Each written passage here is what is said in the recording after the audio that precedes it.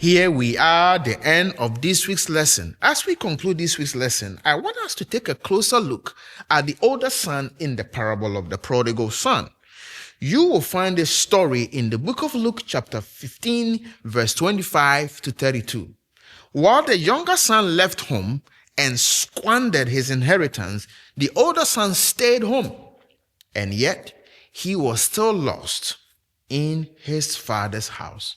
The Bible tells us that when the younger son returned after his wild living, the father threw a huge celebration: music, food, dancing, and all that comes with parties. Meanwhile, the older son was out in the field, coming home from another day of hard work. When he heard the party going on, he asked what was happening. Upon finding out it was for his brother, he refused to go in. Now, here's the key moment. The father actually left the celebration to meet his older son where he was. This is a picture of God's grace. He meets us in our bitterness, confusion, or pride. But instead of accepting his father's invitation to come in, the older son started complaining. He complained. He claimed he had slaved away for his father all these years. He insisted he has never disobeyed, implying he deserved more. Then he said this. He even said his father never gave him anything, even though everything the father owned was technically his. It's striking how the older son thought he could earn his father's favor through service and obedience. He was so consumed with working for approval, he forgot the unconditional love that was already his.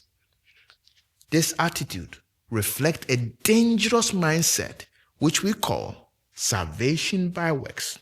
Sometimes, even inside the church, we believe we can accumulate enough good deeds to make God proud or love us more. We forgot that God's love is free gift, not a reward for our effort.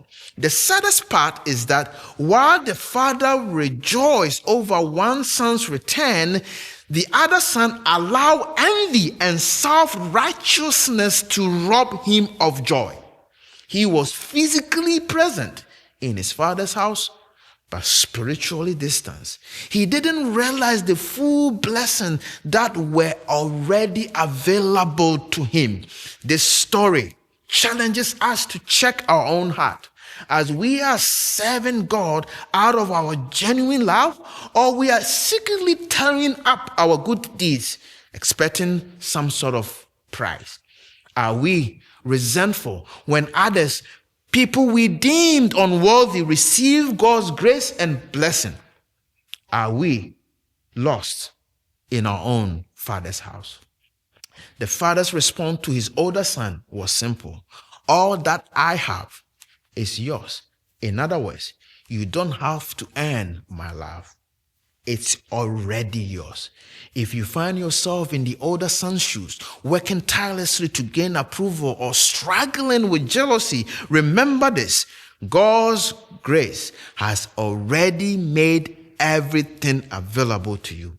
He invites you to enjoy his presence, celebrate his goodness, and share in the joy of others who experience his mercy. True intimacy with God doesn't come from slaving away for him and for approval, but from truly embracing the love and the grace he has already extended to each one of us. And that is the nugget. Thank you for studying with me this week. It's been a blessing. Happy Sabbath when it comes. Cynthia is back next week with lesson number 4.